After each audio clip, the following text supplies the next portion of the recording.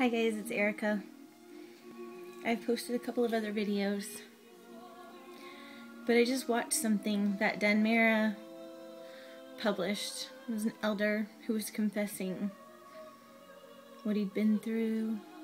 His sister committed suicide. What this religion did to him and his family. And I felt absolutely compelled to speak up. I can't just sit here and watch this and be like, well, I hope they reinstate me. No. So I thought I'd give you a very brief rundown of my little history. I may have covered parts of in other little videos, but this one's going to be a quickie. I just want to support that man. What an incredibly loving person he is. I was raised a Jehovah's Witness. I really had no choice whatsoever. I mean, they act like you do, but you don't. I got baptized when I was 11 after begging to be baptized since I was 8 because I thought it's the only right thing to do, and I love Jehovah. And so eventually I got baptized at a district convention when I was 11 years old. I remember my bathing suit had little ruffles on it. The same year I got baptized, my brother went to Bethel. He was 19, I was 11. And the funny thing is, I remember this night in our den, living room, den, where my brother was crying his head off. He didn't want to go to Bethel. He was like 18. He didn't want to go. He was terrified. He begged our parents, and I stood there in horror as my parents told him that's where he was going. So I never forgot that. I also never forgot all the times they beat the shit out of him with a belt for every little infraction. They didn't know any better. In their defense, I love my parents. I do. I love them both very much. They did the best they could with what they knew. But it's not their fault. It's what the Watchtower does to people. It's an impossible standard. So, at 18, he wanted to get out of the house so bad he moved to this little town called Sparta, North Carolina. I had a little cake for him. He moved away. He told me later, I just couldn't stand the guilt. I had to get out of there. At 19, he was accepted to the world headquarters of Jehovah's Witnesses, which is Bethel. And now, my father is like stuck with this 11-year-old kid when he's already been in substitute circuit work, and that's what he wants to do. But damn, here you are. You're not going to be grown for at least another 7 or 8 years. We have no way of getting rid of you. So I developed an eating disorder, which at the time I didn't know. I started being picky. I started eating all kinds of weird stuff. I would try to get my parents to let me have honeysuckle out of the backyard as my bedtime snack. I had started to develop major issues. So, when my brother left, I never felt so alone in my life. Now I'm stuck with these two people. You got out. And here I am. They don't even want me. My mom did. My dad didn't. So, I had no choice but to try and grow up as fast as possible and get out of his way. And what I really wanted to do is just disappear. Everyone thinks that eating disorders are purely about control. It's not true. It's part of it. But a lot of it is just wanting to vanish and not having the courage to kill yourself. And I'm glad I didn't kill myself. I'm really glad. So, I feel like the little red-headed stepchild of the family. Then my parents thought it would be a great idea to allow me to date a 30-year-old man while I was 15. We dated. They thought that because he was a witness, he was safe. He wasn't safe. He was a predator on little girls. We didn't have actual penetration, but everything else. And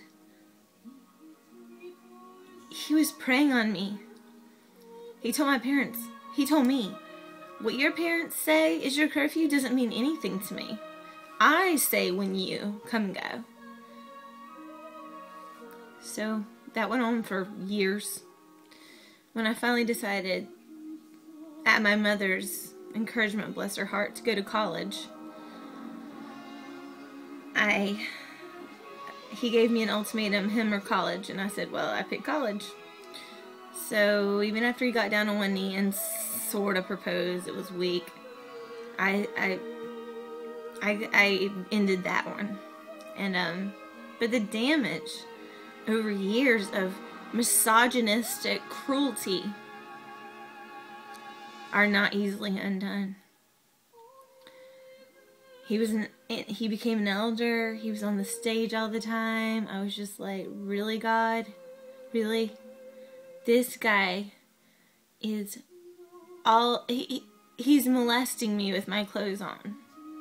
Sorry if that's too much information, but he was. And I didn't know. I thought that was maybe normal. So I tried so hard to be the good little witness girl. I did bug the system when I went to college. That was not approved of. But my mother was like, my mother had already been through a hellacious marriage. Misery. So she wasn't going to let her daughter have no education.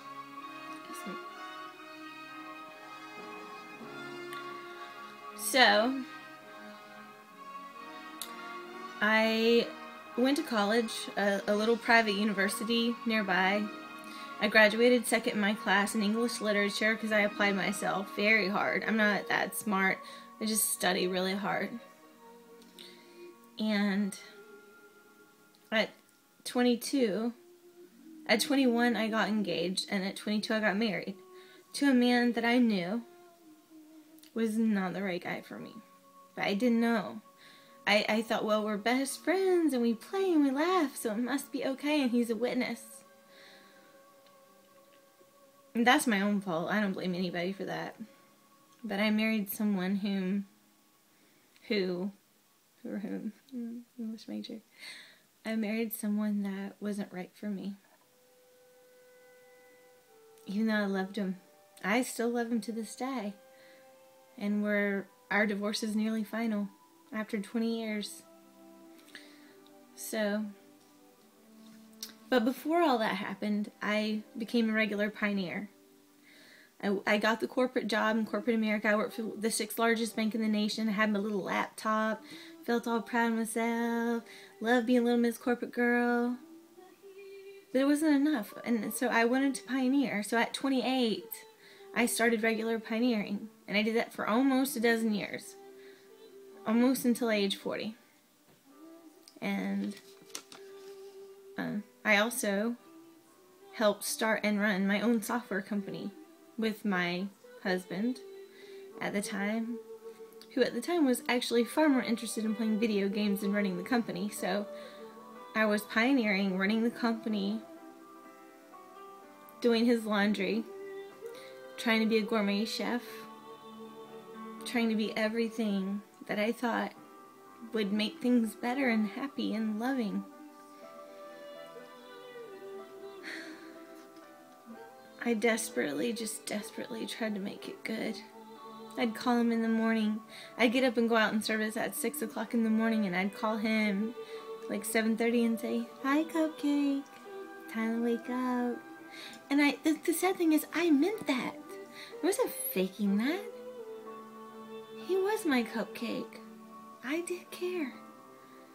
but I wasn't his. We went to years of therapy. Didn't work. So now it's all coming crashing down to a halt. And I don't fault my ex-husband, because he's a brilliant, sweet man. I do not fault my parents. I fault an organization that puts so much pressure on people that they can't win. They cannot win. At least that's how I perceived it. Maybe some people win. Maybe some people do it. I know there's people who pioneered for 50 years and they did it. It was too much. We went to the Spanish congregation for 5 years. I learned Spanish. I just always felt like no matter what I did, it was never, ever good enough. And everybody outside the organization is bad, so you can't have any other friends.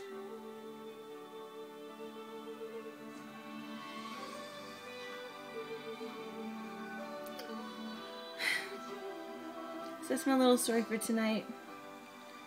I'm opening my heart up. I'm taking yoga, which is by the Watchtower organization, but it's helping me a lot. Oh my god, I mean, I had to go to hospital for anorexia. I got so freaking skinny back in May of 2012. I was a walking skeleton. I almost couldn't stand up. I weighed 85 pounds. I'm 5'4". And then I checked myself into rehab for substance abuse because I was like, well, I gotta do something to make this feel better. So I started drinking, which I'd really never done before except casually. And that didn't work. The most healing thing for me is to talk to you guys. And I'm gonna cut it off because it's already 12 minutes. But if anyone wants to talk to me, friend me on Facebook, Erica Hollis Wagner. ERICA HOLLIS Wagner, spelled WAGGONER. Friend me or leave a comment with this video and I will get back to you. Thanks for listening.